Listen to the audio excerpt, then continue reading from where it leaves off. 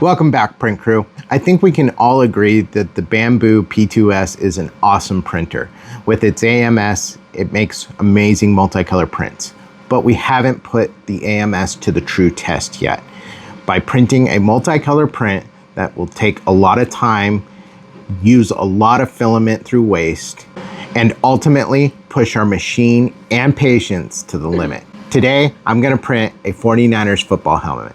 I think by now, most of you who have seen my videos know I'm a huge 49er fan. And since they beat the Eagles last weekend, I think now's the perfect time to print out that helmet. So let's go over to the laptop, find our print, let's go print something. So this is gonna be our print today. This is by far the biggest print and longest print I've ever done, this 49er helmet. Let's go ahead and load this up into our slicer.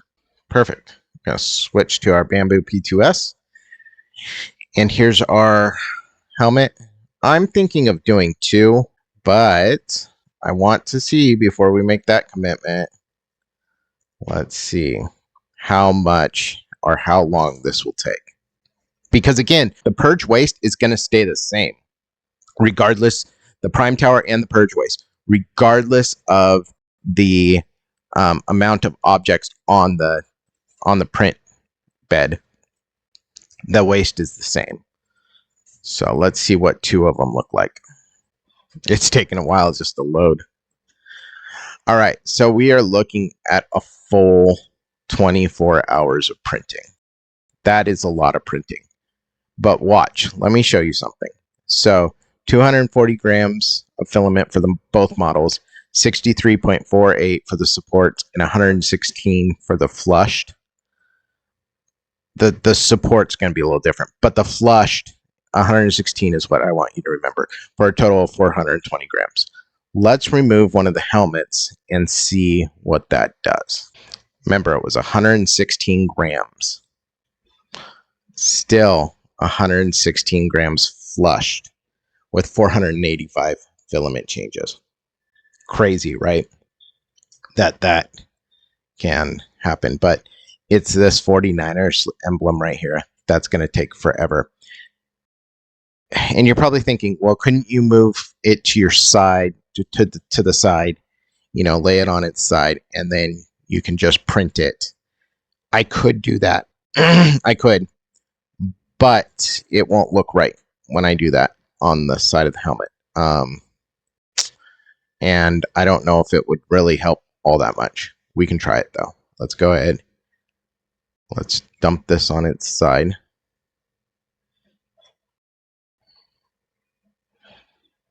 And it should snap in place. Let's preview it. All right. Not as much flushed. We've got 250 grams being utilized, 15 hours, 286 filament changes, and we have all this tree support right here. That is a lot of support. And again, I don't like it because it's going to mess up this, because this is our ending, whereas I'd rather have that on the top of the helmet. So we're going to put this back the way it was. All right. Let's go back and preview our print. All right. So we're going to come over into our, we're going to switch that to gold. Custom color, gold, confirm. Go back to our preview. All right, 33 grams support. So again, what we're saving in flushed volume, we're kind of making up for it here. So let's go ahead and take a look at that one last time. I like it. All right. 19 hours, 29 minutes. Let's double check our A1 gold, black, red, and white. Perfect. Let's go ahead and print it. All right. Gold 1, red 3, black 2, blue. Okay. And I want a time lapse of it, of course. Auto bed leveling. All right, sending it off to the printer. 19 hours, 29 minutes. We'll check back on this. We'll see how it looks. All right, print fans, football fans, and Niner fans alike. After 19 hours, 29 minutes, our longest print to date, we have our helmet. And this is how much waste it generated. Quite a bit. Quite a bit of waste. Let's go ahead and remove our helmet. Those are just tree supports you hear breaking. All right. Well, it looks good. I think we need to clean up some stuff. So I'm going to take maybe a sander or a light sandpaper to that and clean that up. And clean that up. See if we can't make it look a little bit better. And then I'll clean off all the tree supports. And we'll get going on printing out the face mask and the top part of the helmet. Getting those pieces all printed out. Put it all together and we'll see how it looks. Supports are all off now. They were easy to come off, but there is some cleanup that I'll be doing. So that's the problem with these multicolor prints, because you're not painting. You have to be really careful with the cleanup. You can't use filler or anything like that unless you're going to repaint things. So next, for our helmet, we have a couple options. We can go face mask, some of these little pieces here, the clips, some more pieces of the helmet. You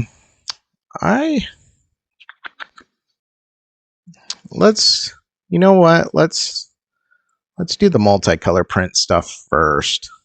Let's go ahead and do this piece next. Let's preview it. See how it looks. Because we only need the red and the white, which we have all loaded up in there. 21 grams of filament for the model. 0.82 grams flushed. Yeah, I mean, this is easy. It's red, then white, then red again. Very easy print. Let's go ahead and send that to the printer. Probably only going to take, it looks like it'll only take about 40 minutes. We have the same red we were using, the same white we were using. So send that over in 45 minutes or so. We'll see how it looks. There was some kind of error message about like scanning a QR code for this, but it looks completed to me. Let's grab this off. We'll clean up the print plate. And then we'll probably go ahead and print out our face mask here next for the helmet. But just got to get all these red dots off first. Clean that off. All right. Go ahead and clean this up a little bit. What's left on there. Get this added to our helmet. And then we'll print out our face mask. So let's go over to the computer. I'll show you what that looks like. Okay, back at our laptop. Let's go back to our helmet here. Go back over to our face mask. Center up on that. All right, let's preview it. We already know, again, nothing's changed with the colors. We're using the same 4 colors throughout this whole print. So here we go, 2 hours, 12 minutes, 30 grams it looks like of filament. Let's send this over to the printer. And in about 2 hours, we'll check on our print and see how it looks.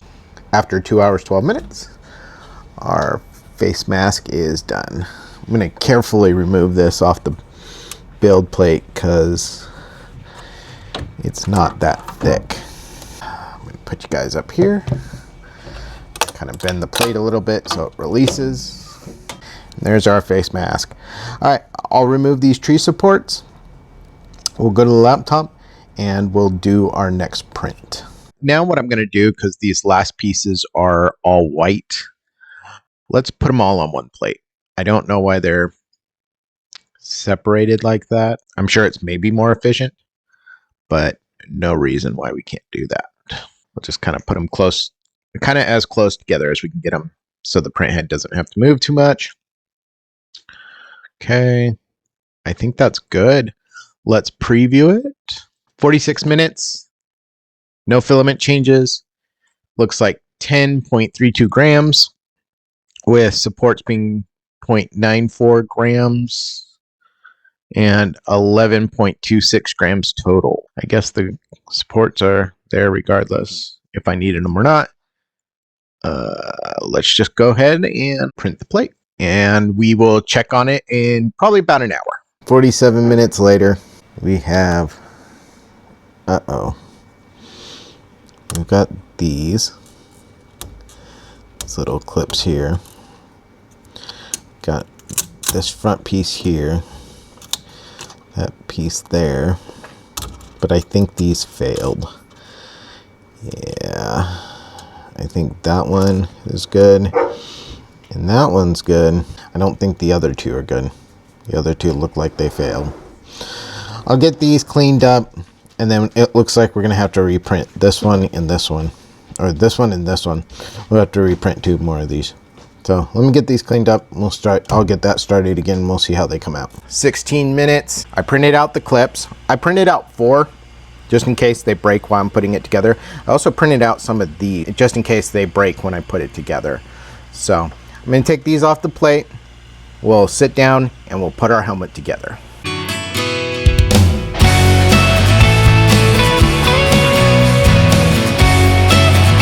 So this print actually started off pretty strong. The helmet itself, not bad. Then I got to the emblem, and yeah, that's where things started to fall apart. The print was rough and the assembly, absolute chaos. It kind of mirrors the 49ers season. Good start, high expectations, and then everything just unraveled at the worst possible time. Still finished it though, because sometimes even the messy ones deserve to be completed. Stay tuned to the next section of the video where you will see the assembly and just what I'm talking about when it comes to how much trouble I was having assembling this helmet.